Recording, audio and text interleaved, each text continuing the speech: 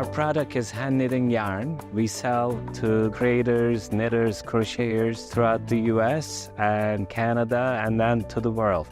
It's a very robust and growing business that we have. Traditionally and still today, we are a wholesale operation. Since 2010, we had a .com business. But it really took off during the COVID because folks couldn't get their yarn from the traditional sources.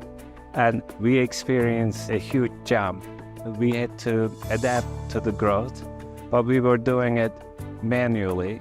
In 2022, Black Friday, we got slammed with orders. So quickly after the Black Friday was over at the end of the year, we've decided that we needed to innovate our .com logistics business. And we reached out to Carolina Handling. And one of the solutions that they recommended was to have a conveyor system and the Locus Robotics. We visited a few of the companies who are currently using these systems. Going to their other partner who are using the robot, seeing their operation definitely opened our eyes, seeing that there's actually a solution out there that we can utilize. It was no-brainer, so we said we found the right partner and the team to work with. We always thought that the robots are way too advanced for our operation because we're a mid-sized company. Whenever you think about robots and companies who are using robots, they are like really big companies like Amazon. So when we first came in, we noticed that their majority of their process was very manual. They were using carts and small order pickers to move around and pick boxes. And as a result, with such a manual process, they were running into issues with labor shortages as well as just getting the job done in a reasonable time. As an engineer at Carolina Handling, I was brought in to look at how we could improve their daily operation through automating some of their current processes. On one side, we focused on mobile robotics to help improve their picking accuracy and efficiency throughout their entire picking storage. And on the other side, we implemented a new conveyor system to move product once it was completely packed and ready to go to shipping across the building without requiring more manual operation to sort and move product. The robots, they have a beginning process, which is induction. This is where we add orders to the robots. The robots then lead to the floor where our pickers are hand-free, and the robots go to each designated areas. Our pickers are designated to aisles where they see these. They go to the robots, pick the items. When the items are picked, they go back to induction area, which is our drop-off area as well.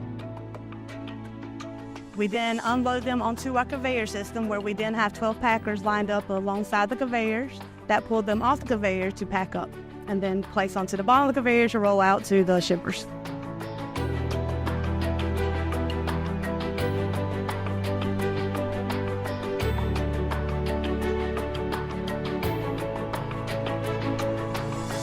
Biggest piece that we find the need for automation is when you have a very manual process that with growth of your company, you start to see that fall behind. There's only so many people you can hire on until you fall behind on your daily operations. Along with that, retention is a big piece that our customers are challenged with. So giving them tools that will improve the quality of life for their current workers helps improve that retention, helps improve their hiring process, helps improve their whole operation. It's a lot less physical. I've been doing this for a long time, and it can really put a lot of toll on your employees. Working in an environment where you can now be hands-free and to move along, creating healthy aspects of your life as well when working in the warehouse. So I've never seen this part ever in any of the warehouses I've worked in before with the automation that I've seen transition here. The flow is very smooth. The interaction with your employees out on the floor, there's no one running into each other. So when the orders are coming through, they're staying organized. We're not losing orders, we're not losing product.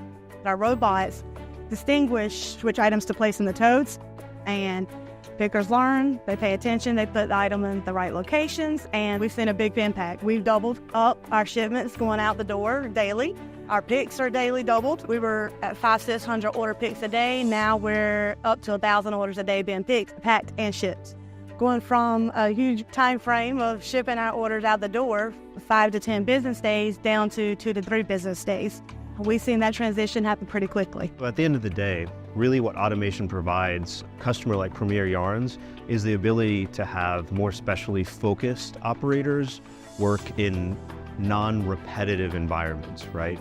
So now instead of the operators having to just carry boxes from one location to another, they can really reprioritize to say, hey, I'm gonna really focus on just packing and making sure that the customer receives what they expect to receive, and the footwork of just moving packages from location A to B is now no longer. So it's really specializing operators to focus on new tasks as opposed to more mundane ones. Well, we are only 1 to 2 days behind of the orders coming in. Now it gives us more flexibility of running promotions, bringing new product. We are not now time constrained about like, oh, we can't, release this new product because it's gonna hinder our picking time, or it's gonna put on more burden to the team. Because our business continues to grow because of our better service, faster service to our customers, we see our orders are coming even stronger. So we're keeping all our employees, and we are even going to be adding more team members to help us with the growth and the replenishment of our product. Because I'm hoping to get more robots from Locust. I'm hoping to add another line to the conveyor belt where we can separate the way orders are being sent out or shipped. So we're looking for a very robust 2024 for our company.